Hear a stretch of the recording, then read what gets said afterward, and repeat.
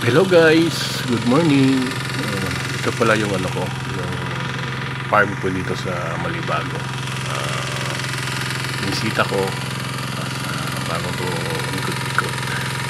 May selfie muna. Alas 8 na ito ng umaga guys. So, ito ko kayo doon sa farm ko dyan. Yung sa likod ko, yan yung fish pan. Ito na yung bukid ko, tapos ito yung fish pan. Lagyan ko ng dito yan siguro mga 5,000 fingerlings. So tara guys, yan yung bukid ko. Isang hektarya to. Tapos ang variety ng palay ko is GSR 12. Nasa 55 days na to ngayon. So malapit na to. Medyo na-delay lang ako ng pagtanim ito kasi walang tubig nga dahil noon sa El Nino. Tapos walang agos yung irigasyon. So ngayon na-delayed kami ng mga 30 days. So sabi nila ngayong cropping daw kahit matanda na yung punla mo, okay lang.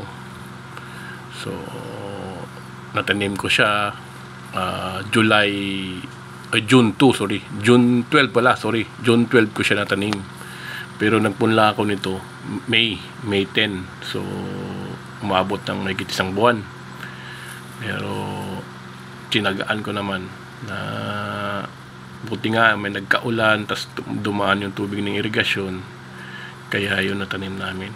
So itong palay ko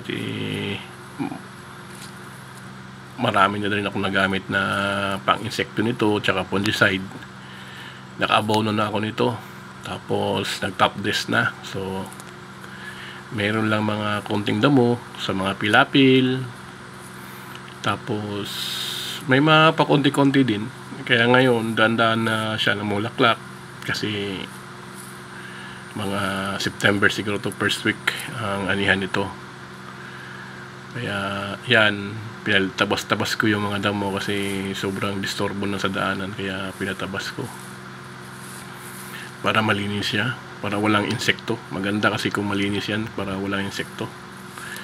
Yan ang maganda dyan, dapat linisan yung paligid para hindi tatago yung mga insekto dyan. Kaya ikot-ikot ko muna siya. So next time guys, i-picture ko rin yung paano na nito, ilang kaban na to pag nag-harvest ng harvester mga September. Kaya binibisita ko to umaga tsaka hapon, tinitingnan ko kung anong mga may sakit para maagapan na agad. Tsaka mag-spray din ako last nito ng Armory tsaka yung Gold Rush para insekto tsaka fungicide. Last na yun. So abangan nyo lang ulit yung mga video ko nito, ipakita ko sa inyo lahat. Thank you pala guys sa mga nag-subscribe tsaka nag-view sa bukid ko tsaka dito sa YouTube channel ko. Marami pa akong video dyan, pakitingin na lang, tsaka paki-like and subscribe para mag-upload pa ako ng maraming video.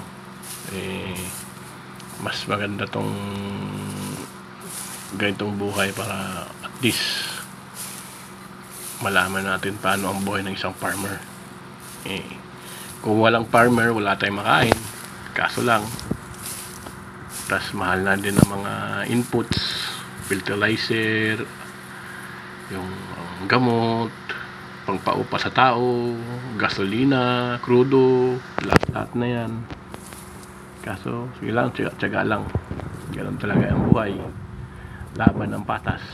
So see you again sa next na i-upload ko. So, tingnan nyo lang ulit dyan mga video ko sa YouTube ko, marami yan. At subukan natin ang buhay farmer, kung masarap ba. Masarap pero masakit sa bulsa kasi hindi tayo mamasa ng tulong ng gobyerno. Thank you guys, see you again, bye.